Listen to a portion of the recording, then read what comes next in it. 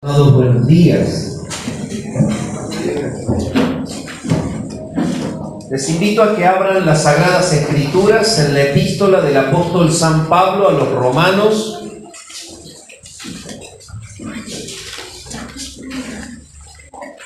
Epístola del apóstol San Pablo a los Romanos, el capítulo 12.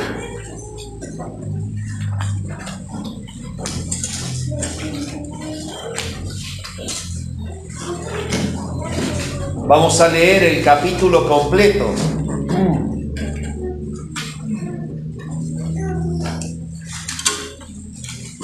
Y hoy vamos a desarrollar un sermón que se titula Las manifestaciones de una vida sobrenatural. Las manifestaciones de una vida sobrenatural. El sermón va a constar de dos puntos principales: las manifestaciones de una vida sobrenatural en la persona y, en segundo lugar, las manifestaciones de una vida sobrenatural en la iglesia. Leamos el pasaje para abordar nuestro tema. Así que, hermanos, os ruego por las misericordias de Dios que presentéis vuestros cuerpos en sacrificio vivo, santo, agradable a Dios, que es vuestro culto racional.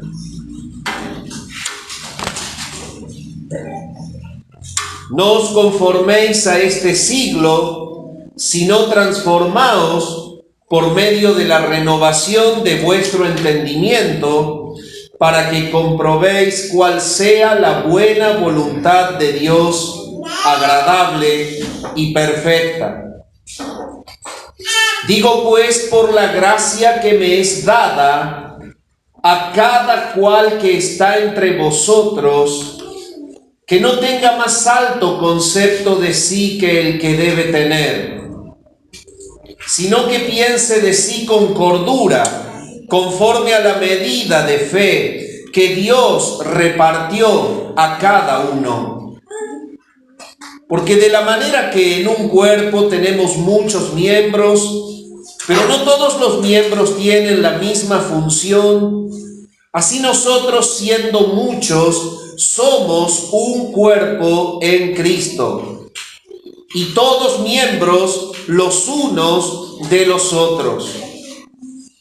De manera que, teniendo diferentes dones, según la gracia que nos es dada, si el de profecía, úsese conforme a la medida de la fe, o si de servicio, en servir, o el que enseña en la enseñanza, el que exhorta en la exhortación, el que reparte con liberalidad, el que preside con solicitud, el que hace misericordia con alegría.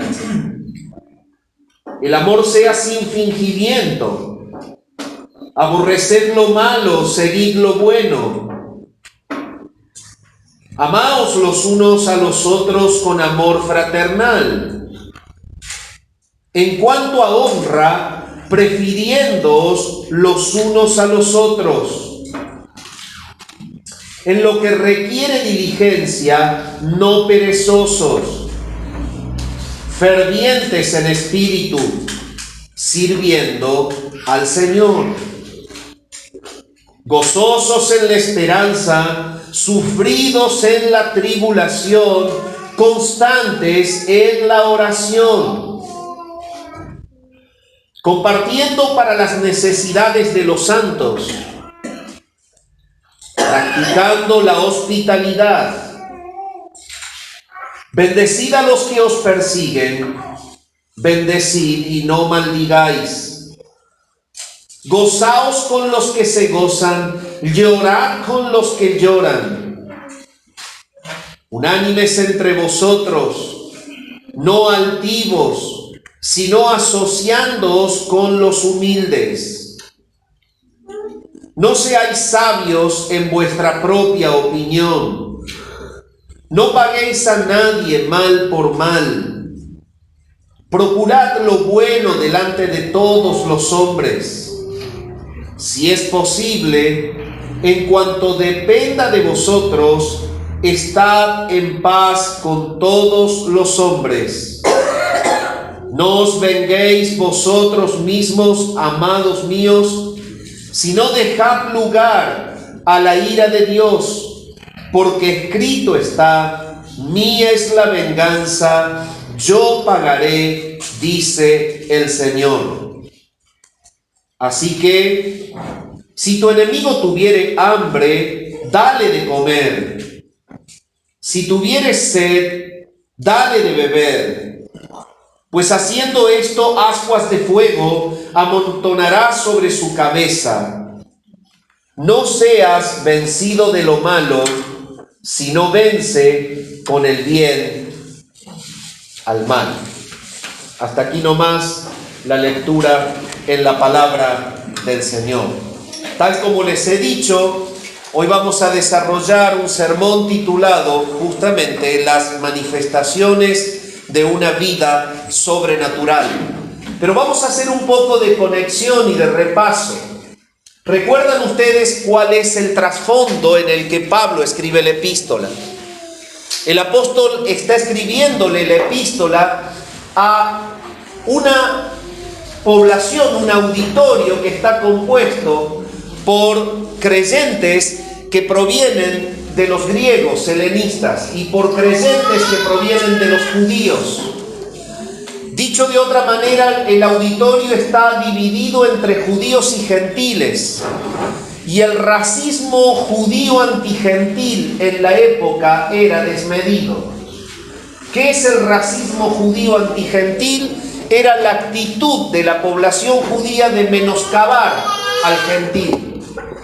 Ellos decían que no provenían de el padre Abraham, y que el líder de ellos no había sido Moisés, y que ellos no habían tenido las promesas. Pero en represalia a esta actitud humillante del judío al gentil, el gentil los señalaba y los zozobraba diciendo que ellos eran desobedientes. El resultado final es que había una población conflictiva y estaban teniendo justamente disensiones y divisiones en el cuerpo de Cristo. A lo cual el apóstol Pablo, después de que les da todo un fundamento teológico de las misericordias de Dios en los 11 primeros capítulos, diciéndoles que las misericordias de Dios apuntaban y llegaban y cubrían a ambos pueblos por igual, y que la iglesia estaba conformada de ambos pueblos por igual, porque los escogidos habían sido escogidos de todo pueblo, de toda nación, de toda lengua. Se los aclara en el capítulo 8: a los que antes conoció, a estos predestinó, y a los que predestinó llamó, y a los que llamó justificó, y a los que justificó glorificó. Y les está diciendo, no hay una diferencia. A esos que el Padre escogió, a esos glorificó. Ustedes están todos juntos.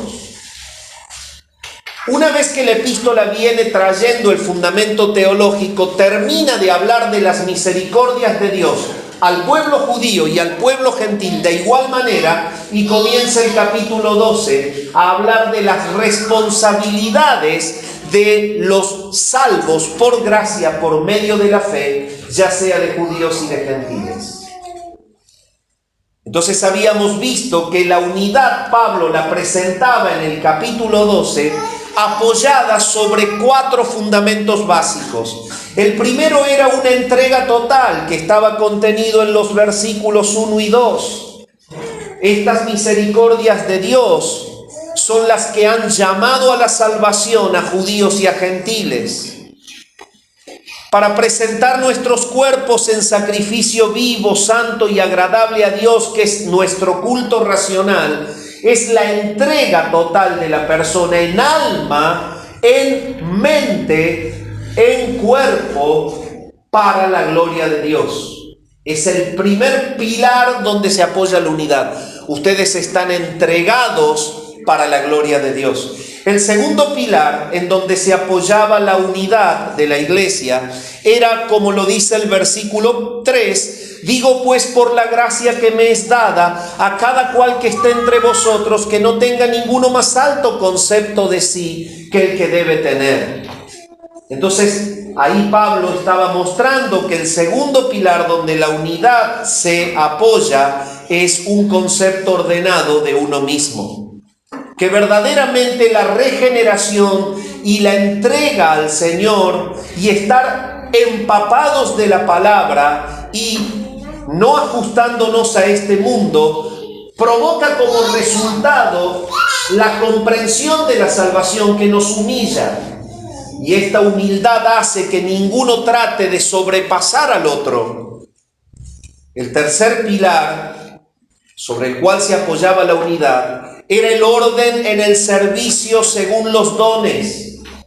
Y esto es lo que habíamos visto desde el versículo 4 en adelante hasta el versículo 8, en donde Pablo hablaba que los dones que realmente el Señor está utilizando son los dones de proclamación y los dones de servicio, y que ellos no debían competir por las funciones que tenían, porque las funciones que tenían no estaban basadas en algún lazo sanguíneo. No eran mejores dones los que practicaban los judíos que los que practicaban los gentiles convertidos, sino que los dones eran dones de gracia otorgados por el Espíritu Santo para el fin único de glorificar a Dios en el cuerpo de Cristo.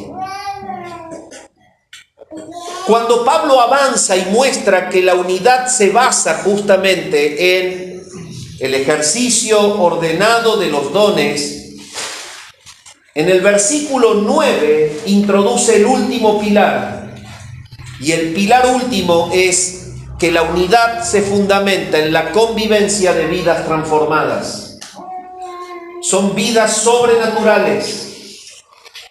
Vidas sobrenaturales.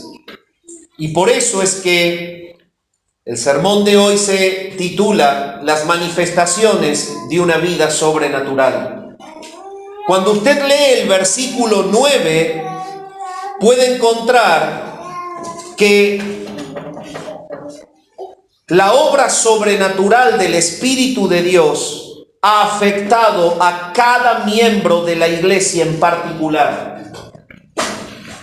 Pablo entonces está dando los principales o las principales características de una vida sobrenatural, pero se está enfocando en cada persona. Entonces, el primer punto que vamos a desarrollar de las manifestaciones de una vida sobrenatural es el control del espíritu a nivel personal. Ahora, si usted ha seguido la conexión de todo el pasaje, va a entender que lo que venía diciendo el apóstol Pablo es que debemos estar empapados de la palabra de Dios, porque esta es la que cambia nuestra mente.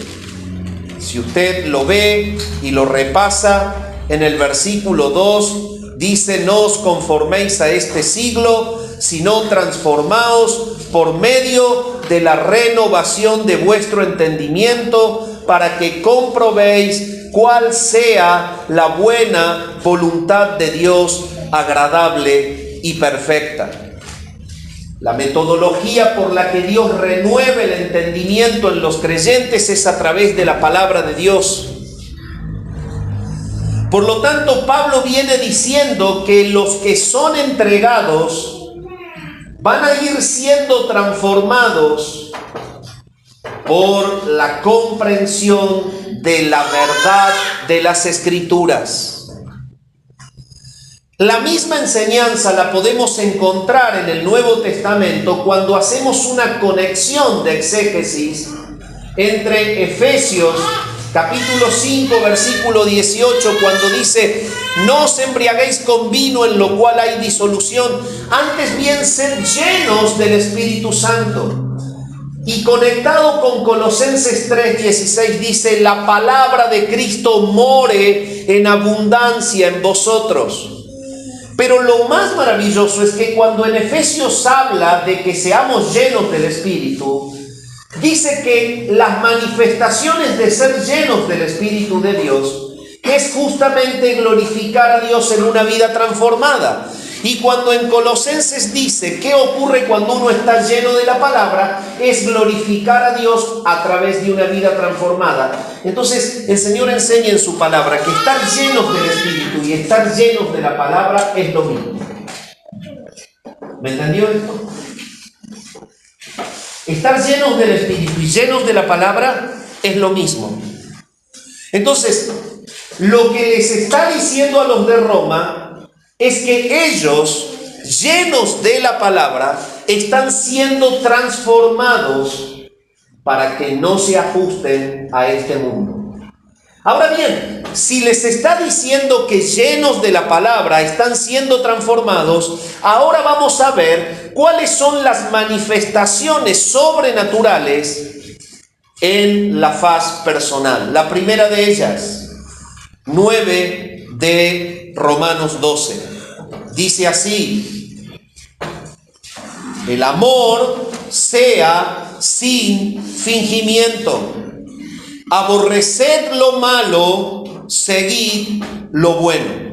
Este versículo, exclusivamente este versículo, se enfoca en el efecto que provoca sobrenaturalmente el Espíritu de Dios por medio de la palabra en cada miembro de la iglesia para que la unidad sea algo real. Dicho de otra forma, la obra del Espíritu que nos lleva a vivir una vida sobrenatural produce en el verdadero Hijo de Dios un amor que no se finge. Ahora bien, debemos analizar con respecto al original, ¿qué está diciendo la palabra aquí? El amor sea sin fingimiento. Cuando la Escritura dice ahí, el amor sea, el término amor en el original, usted lo puede constatar, es ágape. El ágape sea sin fingimiento. Y parece una contradicción, porque en realidad el ágape naturalmente es amor de Dios. Es imposible que ese amor pueda traer hacia nosotros impulsos de fingimiento, porque proviene de una fuente santa, ¿me entiende usted? Ese es amor de Dios. Vamos a analizar bíblicamente por qué es imposible que si el Espíritu de Dios está trabajando en una vida para provocar la unidad del cuerpo, impulse a un creyente a fingir que ama cuando en realidad no ama. Es imposible. Primera Juan capítulo 4 y versículo 10 dice lo siguiente: en esto consiste el ágape. No en que nosotros hayamos amado a Dios, sino en que Él nos amó a nosotros primero. Ese texto de Juan, 1 Juan 4:10, está hablando claramente que el origen del ágape es Dios. Y ahí Juan aclara y dice, Dios es amor. Entonces el ágape proviene de Dios. Por lo tanto es amor puro, amor que se desprende de Dios mismo. El hecho de que allí Juan diga en esto consiste el amor, significa en que nosotros podemos tener ese amor porque Dios ha querido dárnoslo. Entonces esa es la base fundamental. La iglesia está empapada de ese amor. Los verdaderos hijos de Dios, ya sean judíos o gentiles, dice Pablo, cuentan con ese amor.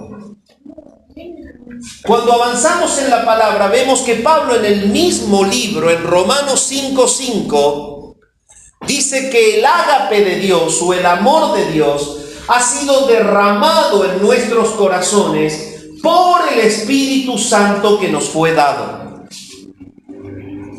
Quiere decir entonces que en el momento de la regeneración, cuando Dios mismo nos llama a la fe y al arrepentimiento a través de la obra regeneradora del Espíritu de Dios, cuando ocurre en nosotros el nacimiento del Espíritu que el Señor le dice a Nicodemo, cuando en el instante mismo Él nos comunica la fe y el arrepentimiento posterior a habernos dado vida, el Espíritu Santo te habita como su templo.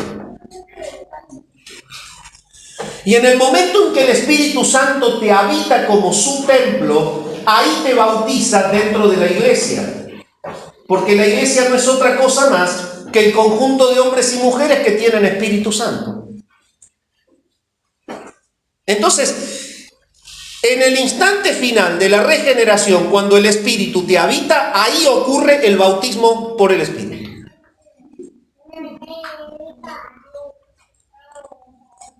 Pero en ese instante en que ocurre el bautismo por el Espíritu, hay una marca dentro de esa persona. ¿Saben cuál es? La capacidad de amar sin fingir. Porque el amor es de Dios. Y Dios seguro que no finge. Él no finge. Él ama. ¿Se dan cuenta de lo que está diciendo? Es estremecedor. Ahora, cuando Romanos dice que nos ha sido dado por el Espíritu el amor de Dios, después Pablo enseña en Gálatas que el Espíritu de Dios que está en nosotros, porque nos adoptó como su templo, y que con la llegada de Él llega el amor de Dios, ahora en Gálatas habla de que el fruto del Espíritu es amor, 5:22 de Gálatas. Amor, gozo, paz, paciencia, benignidad, bondad, fe, mansedumbre, templanza. 9 manifestaciones de un mismo fruto. Contra esas cosas no hay ley, o contra tales cosas no hay ley. Esas provienen de Dios y son las manifestaciones del Espíritu en nosotros que llevan a cada persona a glorificar a Dios dentro del cuerpo. Ahora, ¿cuál es la primera de las inclinaciones sobrenaturales que el Espíritu provoca en los que son bautizados en el cuerpo de Cristo? La primera de las manifestaciones del Espíritu que Él provoca, que son sobrenaturales, es el amor. Ahí el original dice ágape. Entonces, el ágape, hemos analizado bíblicamente, es un amor sobrenatural. Por eso hablamos de manifestaciones sobrenaturales. El ágape es una manifestación sobrenatural en nosotros. Ahora bien, ¿en qué se basa el ágape? El ágape, que habla Romanos aquí, es el amor de Dios. Es un amor de renuncia total. Es un amor sacrificial. Es un amor efectivo y es un amor permanente. El amor no deja de ser nunca. Este es el amor con el que Dios nos ha amado. Y este es el amor que Él ha comunicado.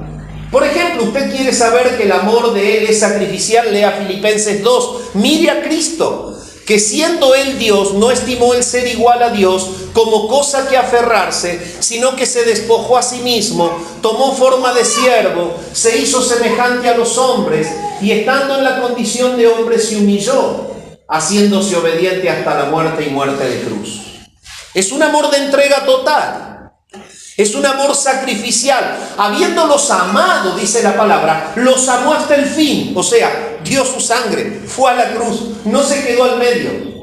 Es efectivo, porque en su amor somos salvos, lo dice Romanos. Es permanente. Pablo, escribiendo a los Corintios, dice, nunca deja de ser. Si usted quiere entender de qué amor se trata de una capacitación sobrenatural con la que cada creyente está dotado, que lo lleva a amar con el carácter con el que el Señor nos ha amado. Entonces Pablo, cuando habla de la manifestación sobrenatural del Espíritu en cada miembro, como uno de los pilares en donde se apoya la unidad, la primera que presenta es el amor. 1 Corintios 13, del 1 al 8, no vamos a leer todo el pasaje, pero sí vamos a fundamentar algunos aspectos. Dice cuáles son las manifestaciones antinaturales de ese amor. Entonces, el 13:1 de 1 Corintios dice lo siguiente.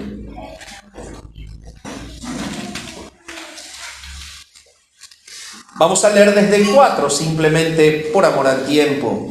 El amor es sufrido, es benigno, el amor no tiene envidia, el amor no es jactancioso, no se envanece, no hace nada indebido, no busca lo suyo, no se irrita, no guarda rencor, no se goza de la injusticia, mas se goza de la verdad. Todo lo sufre, todo lo cree, todo lo espera, todo lo soporta. El amor nunca deja de ser. Si usted tiene que resumir las cualidades antinaturales del amor, lo podemos resumir en esta expresión. El amor tiene en sus cualidades el efecto santificante. El amor te lleva a no hacer nada que desagrade a Dios. El amor te lleva a hacer todo lo que edifica al hermano. Lo está diciendo. Está diciendo que no tiene envidia, que es bueno, que aguanta de todo. Está diciendo que no se jacta, que no está buscando figurar, aparentar, que no se envanece, que no tiene el acto humillante de humillar a otro, que no hace nada indebido, o sea que jamás va a estar inclinado a llevar a un hermano a pecar bajo ningún punto de vista. Que no busca lo suyo, es el amor que se opone al ego, es el amor que se opone al yo, es el amor que hace que mi yo esté bajo y que Cristo sea exaltado. Entonces, el ágape podemos definirlo como que es sobrenatural, proviene de Dios, lo tienen solo los creyentes, radica, habita solo en la iglesia, y tiene un efecto netamente santificante. Humilla nuestra carne para exaltar a Cristo a través de las relaciones interpersonales de los creyentes en el cuerpo de Cristo. Por lo tanto, el ágape debe ser practicado, dice la palabra, sin fingimiento. Pero cuando avanzamos en la Escritura, en la enseñanza del Nuevo Testamento, me puede acompañar usted a 1 Juan, capítulo 3, y el versículo 14, para observar qué nos dice con respecto al ágape. Juan 3:14 nos dice lo siguiente. 1 Juan 3:14. Nosotros sabemos que hemos pasado de muerte a vida en que amamos a los hermanos. El que no ama a su hermano permanece en muerte. Entonces, esta es la confirmación de que el ágape es la manifestación del Espíritu que confirma tu nuevo nacimiento. El ágape, el amor de Dios, amor sacrificial, amor permanente, amor que edifica, ese amor es el que confirma que tú tienes vida eterna. También cuando vamos a 1 Juan capítulo 4 y el versículo 16 nos dice lo siguiente. 1 Juan 4:16 dice: y nosotros hemos conocido y creído el amor que Dios tiene para con nosotros. Dios es amor, y el que permanece en amor, permanece en Dios y Dios en él. Ambos textos nos muestran que la confirmación de la vida en nosotros es la presencia activa de ese amor. Uno lo muestra como la señal de nuevo nacimiento, el otro dice que cuando hay una permanencia en la práctica de esa clase de amor, entonces es la manifestación de que estamos en Dios. Entonces algo mucho más serio de lo que quizás nosotros creemos que es. Porque el punto está en que Juan descalifica completamente como miembro de la iglesia al que no tiene ese amor. Y lo hace con total propiedad. ¿Por qué? Simplemente por todo lo que he venido diciendo. Porque cuando el Espíritu regenera y habita al creyente, incorporándolo en el cuerpo de Cristo, bautizándolo en la iglesia, lo llena del amor de Dios. Entonces Juan dice, perfecto, si estás en el cuerpo tenés amor. Por lo tanto, si no tenés amor, y ahí viene lo triste, no estás en el cuerpo.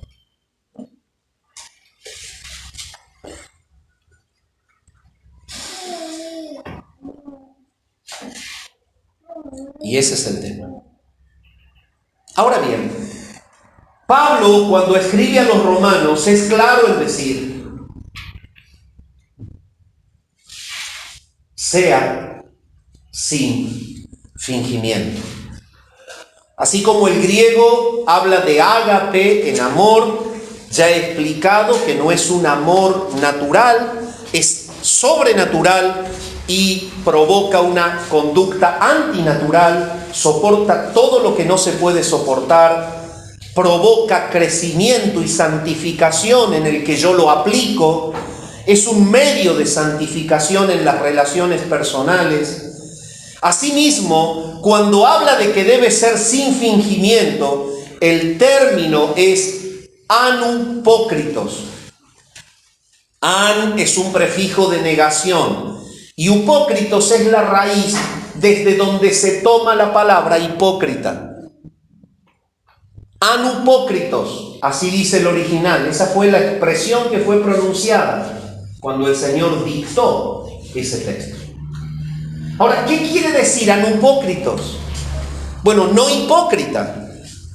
El tema es que alguien que no es hipócrita es una persona que realmente manifiesta lo que verdaderamente tiene. ¿Cuál es el sentido del texto? El sentido del texto: no finjan ser del Señor, sino vivan como tal.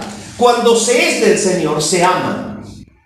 ¿Por qué? Porque la marca del cuerpo de Cristo, al estar justamente llenos del Espíritu, es vivir el amor de cada uno para con el otro.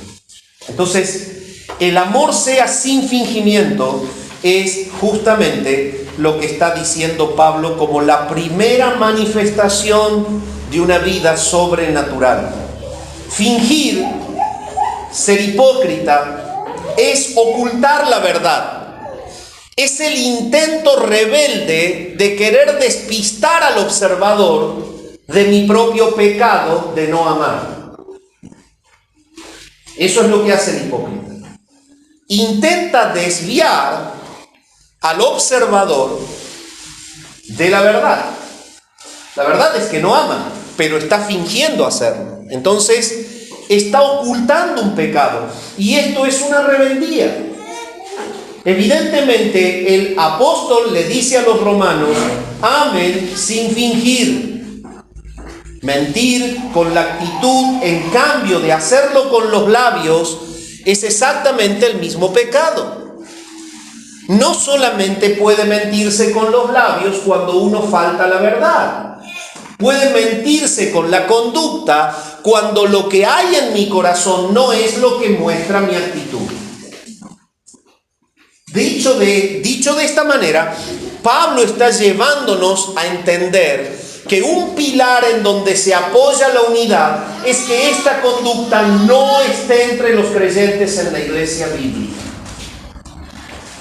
¿Por qué? Primero, porque si sos miembro del cuerpo de Cristo, podés amar con un amor con el que Él nos capacitó para amar. Entonces, cuidado, amados, cuidado cuando en nuestro corazón hay una intencionalidad diferente en objetivo a la que muestra la acción. ¿Está claro? ¿Sabe cuál es el resultado cuando las acciones no condicen con las intenciones? división. Disensión, problema, división. Entonces, ¿qué hacemos con esto? Miren, es muy simple. Viva bajo el poder del Espíritu de Dios, que lo lleva, tal como dice Gálatas 5:22, a amar de verdad. El gozo, la felicidad de la vida cristiana está en que cada miembro, dotado del amor de Dios, lo practique sin fingir. John Murray decía lo siguiente: el amor es la suma de las virtudes. La hipocresía es la epítome del vicio. Por lo tanto, es imposible que los dos estén lado a lado. Por eso es que Juan dice: un momento, ¿tenés amor? Estás adentro. ¿No tenés amor? Estás afuera.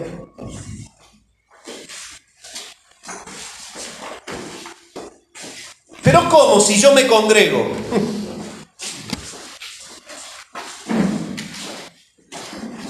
Estás bajo el techo, pero estás afuera del cuerpo. Esa es la verdad. Entonces, la palabra es clara. El que ama permanece en Dios y Dios en él. El que no ama al hermano no tiene a Dios. Bien. Queden claro, mi amado, que no pueden convivir juntos. En segundo lugar, cuando Pablo habla de este pilar que es la manifestación sobrenatural del Espíritu en la vida, ahora se desenfoca, sale del versículo 9, sigue en el versículo 9 y dice: aborrezcan lo malo y sigan lo bueno.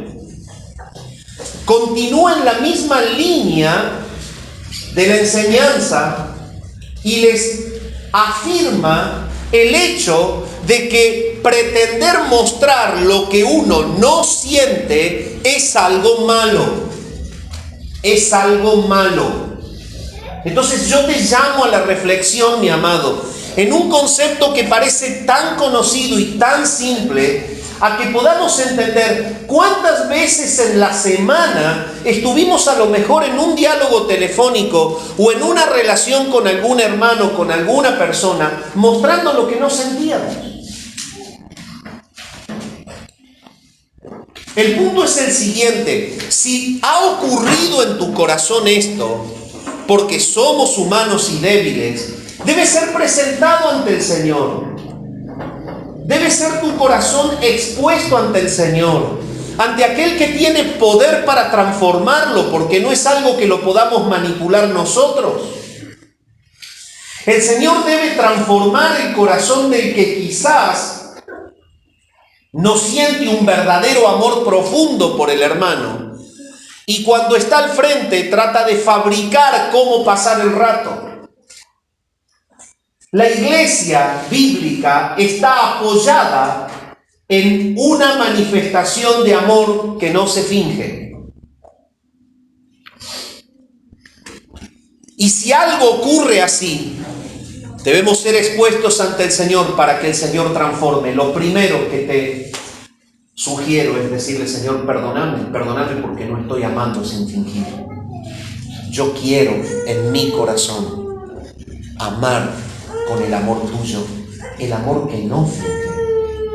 No quiero una fabricación mía, Señor, para tranquilizar al que me observa.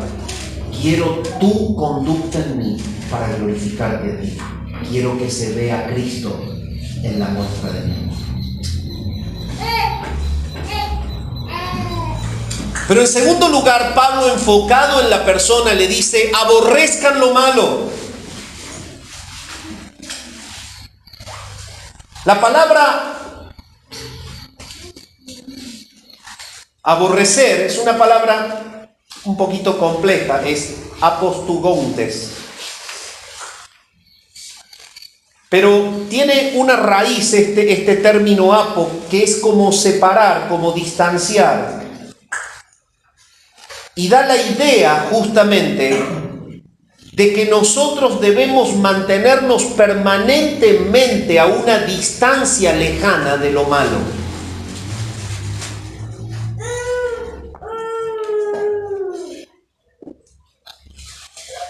La manera de poder aborrecer lo malo es amar con el amor que no finge. O dicho de otra forma, el que ama con un amor sin fingimiento es el que permanentemente está aborreciendo lo malo. ¿Por qué? Porque 1 Corintios 13:6 dice, el amor no se goza de la injusticia. La práctica del amor es santificante para el que lo practica y es santificante para el que lo aplica. Cuando la Escritura dice aborrecer lo malo, estamos justamente diciendo esto. No nos gozamos en ninguna injusticia cuando amamos. Toda injusticia es pecado.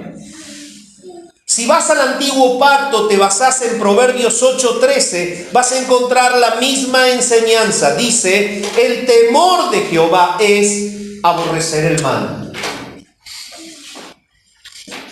El temor de Jehová es aborrecer el mal. La manifestación clara de un amor que no finge y que te lleva a aborrecer toda injusticia proviene del temor a Jehová. Esto es aborrecer el mal. Lo que busca mi actitud es glorificar a Dios. Yo temo a Dios. Verdaderamente tengo una confianza reverente en Él que me lleva a no obrar de una forma que le desagrade.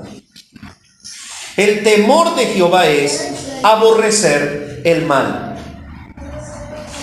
El Salmo 97:10 dice, los que amáis a Jehová, aborreced el mal. Entonces, noten cómo toda la Escritura habla de lo mismo. Si tú amas a Dios y tienes el amor de Dios y amas sin fingir al hermano, serás llevado por el poder del Espíritu a una actitud sobrenatural de estar permanentemente, día a día, caminando lejos de lo malo. Lejos de lo malo. Lejos de lo malo. El amor sea sin fingimiento. Aborreced lo malo. Alexander Pope decía así, el vicio es un monstruo de aspecto tan espantoso que no sería necesario verlo para aborrecerlo. Y él le llama al pecado vicio. El problema es que después de verlo tanto, ya nos resulta familiar. Primero lo toleramos, luego le sentimos lástima y después lo cobijamos. No, hermano. No, hermano.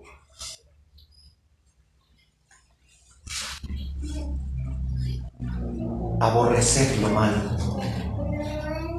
¿Hay injusticia en la práctica de tu vida privada?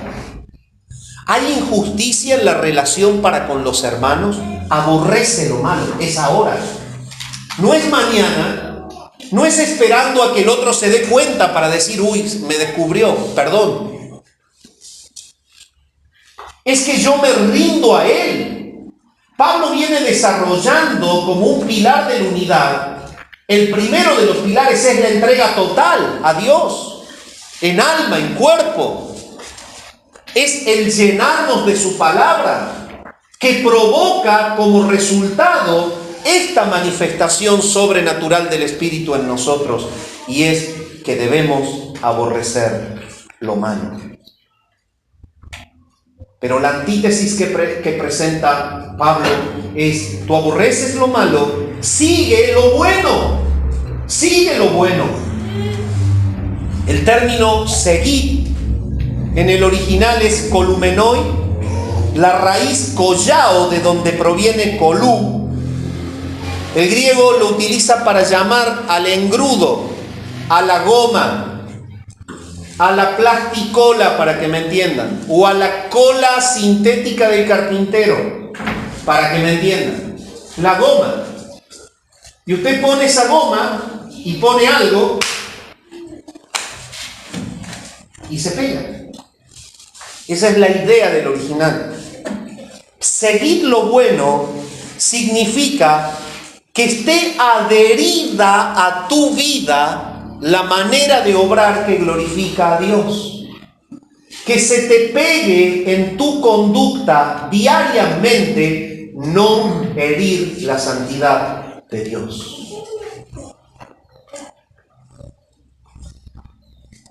Esta es una manifestación sobrenatural en la vida de la persona. Entonces, lo bueno que es ágatos en el griego es lo que por naturaleza es justo y es digno. Por lo tanto, Pablo está diciendo, debes alejarte permanentemente de lo malo, lo debes aborrecer, sí, y paralelamente se te debe pegar lo bueno, sí.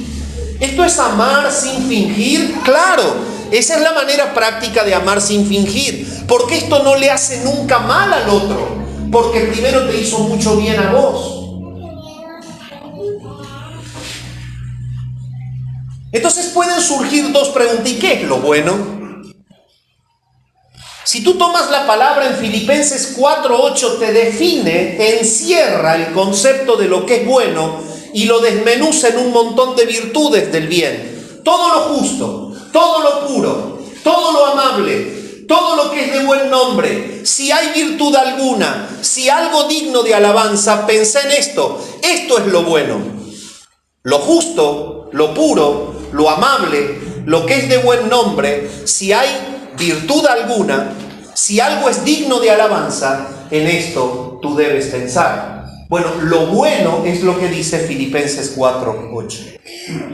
¿Cómo debo hacer lo bueno?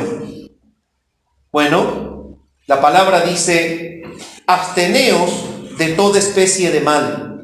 Primera Tesalonicenses 5:21 y 22.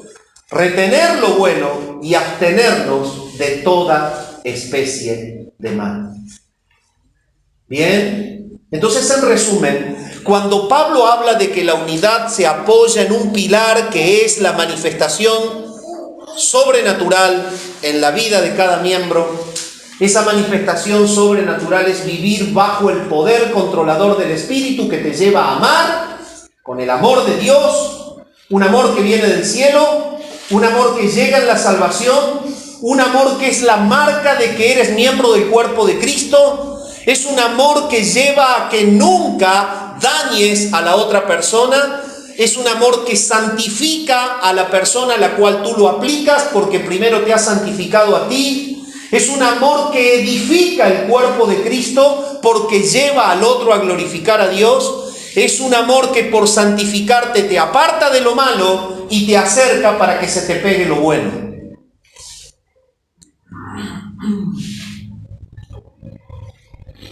Ahora mi pregunta es esto: si usted ha seguido la realidad del pasaje, le hago esta pregunta. Piense que cada miembro de esa iglesia hubiese tenido esta conducta que él reclama, ¿hubiesen estado peleando?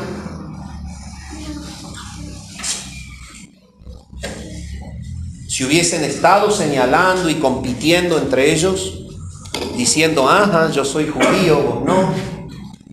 Mirá, mi padre fue Abraham, el tuyo no. Qué triste. Somos un cuerpo en Cristo. Cuando bajamos del 9 al 10, el perfil de la enseñanza se enfoca en otra cosa. Saca Pablo la mirada del creyente de manera individual. Él ya ha invertido todo el tiempo para mostrar que lo sobrenatural del Espíritu en el creyente es el amor santificante. Y que cuando ese amor cada uno lo manifiesta sin fingir al otro, edifica el cuerpo, nunca divide. Ahora se enfoca en la relación interpersonal. Vamos al versículo 10. En la relación interpersonal, Pablo dice lo siguiente. 12:10. Amaos los unos a los otros con amor fraternal. Entonces, parecería redundar. Y decimos, bueno, pero si en realidad dice el amor sea sin fingimiento. No, pero eso es que estaba enfocado en la realidad de tu relación con Cristo. Pablo se enfocó a que tú mismo estés frente a la verdad. ¿Eres miembro del cuerpo o no? Ahora que cada uno tiene la certeza de que sí lo es porque ama sin fingir, ahora la demanda es que no se quede con que tiene ese amor, sino que ese amor lo traslade en actitudes concretas a otros. Y entre el versículo 10 al 13 da 10 actitudes empapadas de ese amor, que se deben vivir entre nosotros. O dicho de otra forma, manifiesta la verdadera relación que santifica y que edifica. Entonces es la que no divide y destruye. Y entonces él está diciendo, amaos los unos a los otros con amor fraternal. La primera expresión, amaos los unos a los otros, ahí el término amaos no tiene la expresión agapatao o agapao, no, sino que dice filostorgian, es otra expresión en el griego. Ámense unos a otros con un amor fraternal. El término filostorgos, que tiene su raíz filo, es amigo, amigable, amor de amistad. Storgos, que proviene de la raíz storge, es el amor natural que se vive en una familia, que no se basa en una atracción por alguna condición deseable de la persona. Usted tiene 4 hermanos, ¿sí? Uno se llama Javier, Carlos, María y Adriana. Bueno, yo no quiero a Carlos porque no es gordo, y la quiero a Adriana porque es rubia.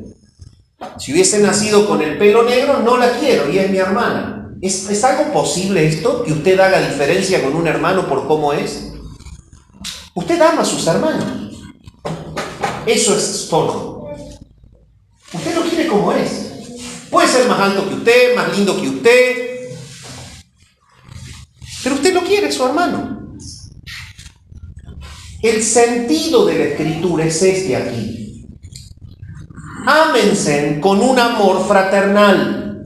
Si primero yo estoy seguro que estoy dentro del cuerpo y que la obra del Espíritu sobrenatural es desprender amor de Dios de mí para edificar al otro, eso debe ser prácticamente que yo ame con un amor filial como el que yo tengo por un hermano a mi hermano de la iglesia. Eso está diciendo allí. Y ese es el cambio en el original. Entonces, la palabra está diciendo lo siguiente: no traten de asociarse con el que les cae mejor. Cuando aman con el amor de Dios, aman por igual, edifican por igual, tratan por igual. No se basan en edificar al otro o en practicar el amor de Dios hacia el otro. No se basan por alguna condición que les haga que su amor sea cómodo de dárselo. Porque así no nos ha amado Dios. Porque si el Señor hubiese muerto en la cruz por los rubios, hubiesen quedado los morochos afuera. Y si hubiese muerto por los morochos, quedaban todos los colorados afuera. El amor de Dios es un amor que a cada escogido ha llegado sin distinción de pueblo, raza y color. Lo que ahí está diciendo: amaos los unos a los otros con amor fraternal. Este amor fraternal proviene de la palabra griega Filadelfia. Fileo es tener un afecto tierno y Delfia proviene de la raíz adelphos, que es hermano. Por lo tanto, es tener el afecto tierno como el que yo tengo por el que nació de mi misma madre. Adelphos es la expresión de dos que han compartido una misma matriz. Entonces llegamos al mundo y nosotros no vamos a tener una preferencia o una inclinación a querer a un hermano, a otro. No, son mis hermanos, yo los quiero. Son diferentes, sí. Tienen distintos rasgos de carácter, sí. Pero provienen de la misma matriz. Son mis hermanos. Ese es el sentido de esta expresión. Amaos con el amor fraternal. Si usted va al Evangelio de Juan en el capítulo 13 y el versículo 35 dice lo siguiente. San Juan 13, 35 dice así: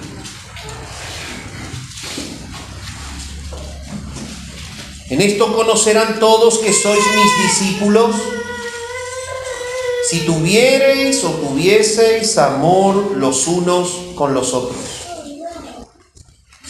Es una marca de predicación profunda la práctica del amor filial dentro del cuerpo. Entonces, debo amar no basado en alguna cualidad que haga que la persona sea fácil de amar. Debo amar porque Dios me ha amado a mí primero. Debo amar porque el amor es la marca más profunda de evidencia de nuevo nacimiento. Debo amar porque es la manera más clara de mostrarle al mundo que el reino de Dios se está expandiendo y que la iglesia es parte de esa expansión.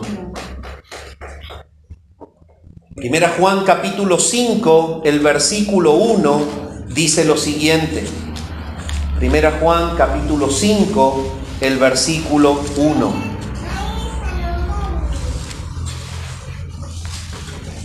Dice lo siguiente: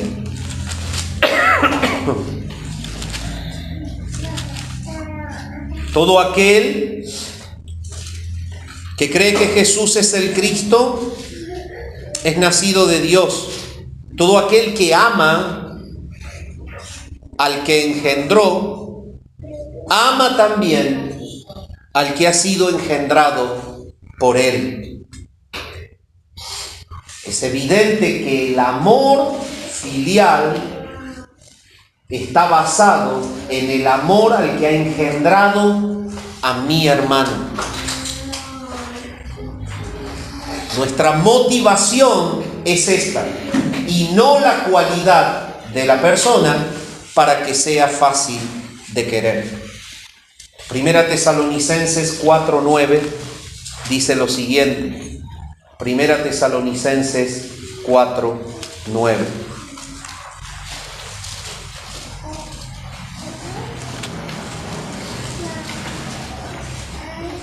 Pero acerca del amor fraternal, no tenéis necesidad de que os escriba, porque vosotros mismos habéis aprendido de Dios que os améis unos a otros. Habéis aprendido de Dios que os améis unos a otros. Pablo entonces está enfocado en este segundo punto, la manifestación sobrenatural en la relación en la iglesia. Y lo primero que marca es la práctica del amor de los unos para con los otros, basada no en la cualidad de la persona, basado en el hecho de que hemos sido amados por Dios y Él ama al hermano porque ha nacido de Él, y con el impulso de que esta es una marca de predicación profunda que testifica que esta iglesia es parte de la expansión del reino de Dios, que se manifiesta en el amor de los unos para con los otros. La palabra en Filipenses capítulo 2 y versículo 3 nos habla de lo siguiente, de lo que es la preferencia de los unos a los otros en cuanto a honra. Y esto es lo que sigue diciendo el versículo, mostrando las marcas sobrenaturales de la relación en la iglesia. El amor de los unos para con los otros hace posible de que yo tenga a mi hermano en alta estima. Por eso el versículo dice lo siguiente. Dice, en cuanto a honra, prefiriéndoos los unos a los otros. Si ustedes ven, cada una de las manifestaciones sobrenaturales tiene conexión directa con la anterior. La única manera en la que en la iglesia se puede tener una honra que proviene de la alta estima que un hermano tiene para con el otro es cuando lo ama.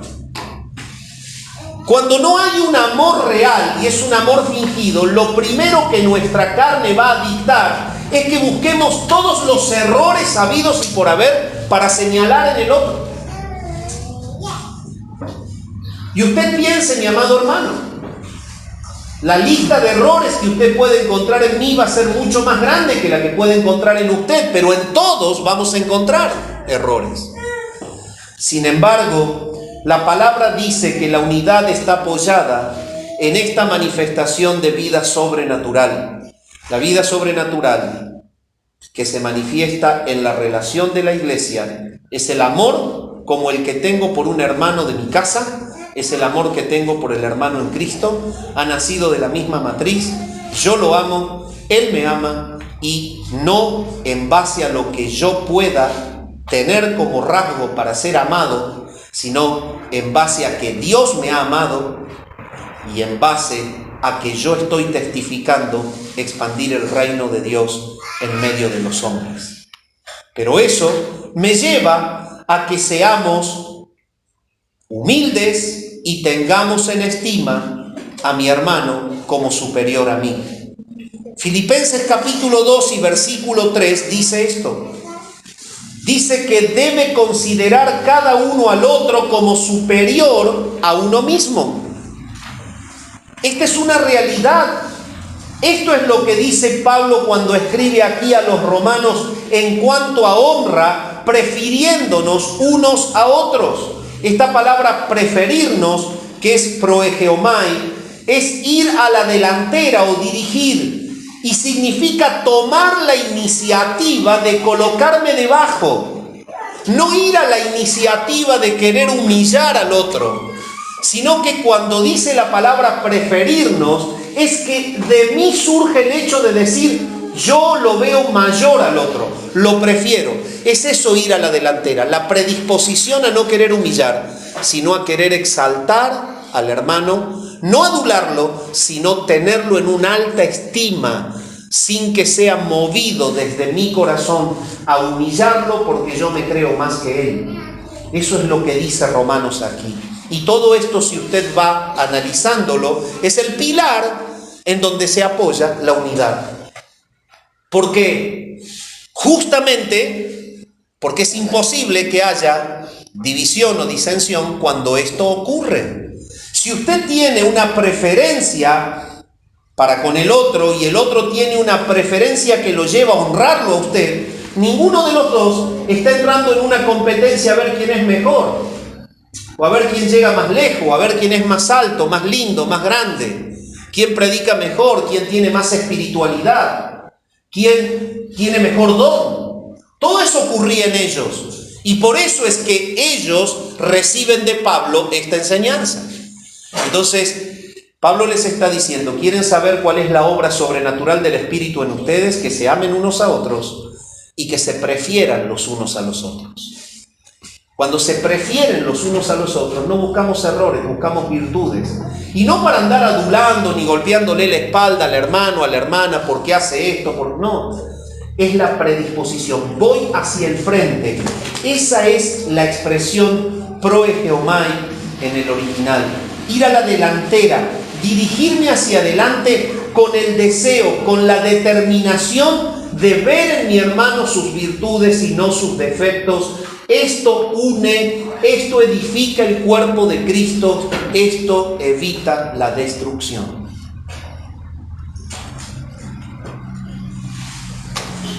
Pero sigue diciendo más adelante, prefiriéndonos unos a otros en cuanto a honra. Entonces, acabo de decirlo, que la honra es tener en alta estima, no es adular porque esto hace daño, es la disposición de vivir una vida en paz con el otro sin buscar observarlo como una competencia. Pero sigue diciendo, no sean perezosos sino diligentes.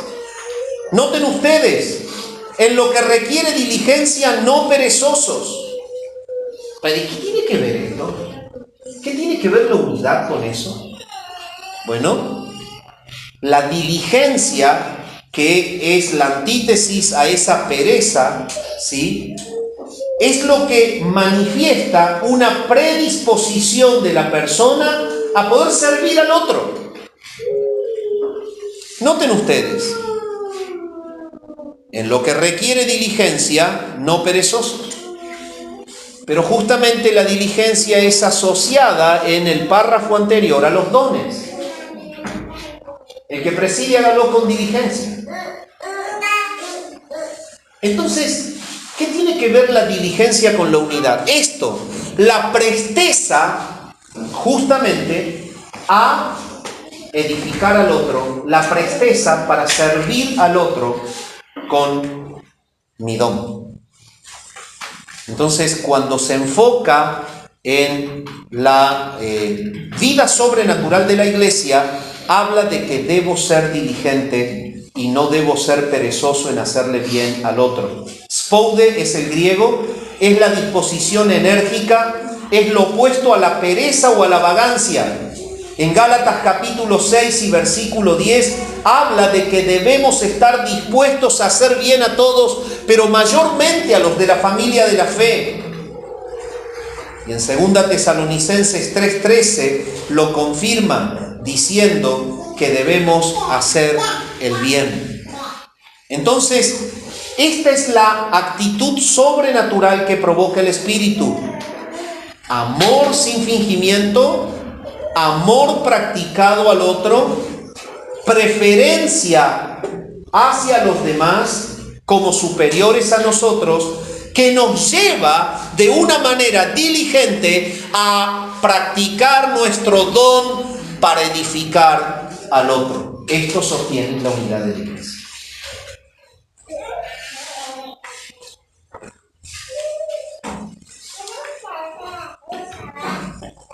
Compartiendo para las necesidades de los santos, dice la Escritura allí, en el griego koinoneo, desde el cual viene la traducción compartir, da la idea de participar, de compartir, porque es un compañerismo y significa tener vínculos comunes o estar asociados en la misma causa.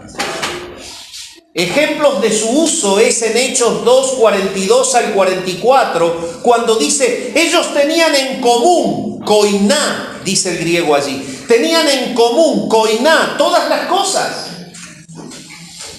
En 1 Timoteo capítulo 6, versículos 17 y 18, como una de las manifestaciones de los líderes, dice que deben ser generosos. Y ahí utiliza la palabra koinónicos. Deben ser generosos. Deben manifestar esa predisposición a que lo suyo también es del otro. Dispuestos a compartir.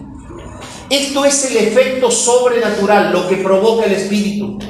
Nos lleva a que la iglesia sea un ambiente de amistad familiar,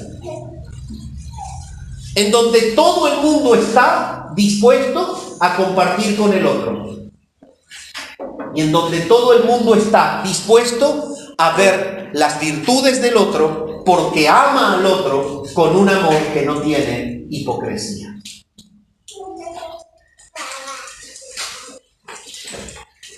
Y lo otro que dice, como rasgo, para finalizar, es practicando la hospitalidad. El griego es philoxenian. Esto es hospitalidad. Practicar el amor para con los extraños. Por eso tiene la raíz filo, ¿sí? Y habla de manifestar el mismo amor para con los de afuera. Resulta que en el tiempo en que se expandía el Evangelio, el Señor utilizaba a mucha gente que no era conocida en la iglesia. Y ellos no tenían hoteles y hospedajes y pasaban por los pueblos llevando el Evangelio. Vos no los conocías, pero eras referente en un lugar. Y cuando preguntaban, che, algún cristiano, mirá, anda a golpear esa puerta. Y vos abrías la puerta y no conocías quién era, pero venían con los rollos y venían en el nombre del Señor y predicando. Y entonces el apóstol dice, pará, vos no los conocés, pero ellos pertenecen a mí. Entonces, el sentido de practicar la hospitalidad es el amor para con el extraño. Y el amor para con el extraño hablaba de que es amor de Dios. Yo amo su causa, no importa que no conozca a la persona, entonces yo lo debo hospedar. Y uno de los rasgos que la palabra muestra de los que son ancianos pastores es que sean hospedadores, que puedan darle entrada a los que son de Cristo y predican la verdad, pero que yo no conozco. En resumidas cuentas, mi amado hermano, al ser confrontados por la palabra en esta mañana, en estos rasgos de manifestación sobrenatural del Espíritu en mí, debo entender que el propósito final es que se vea a Cristo en mí. El resultado del Evangelio es la formación de Cristo en mí, el amor de Cristo en mí, la fidelidad de Cristo en mí, la entrega de Cristo en mí. Y cuando estoy empapado de Él y formado en Él, yo puedo ser de edificación para el cuerpo de Cristo, para el hermano.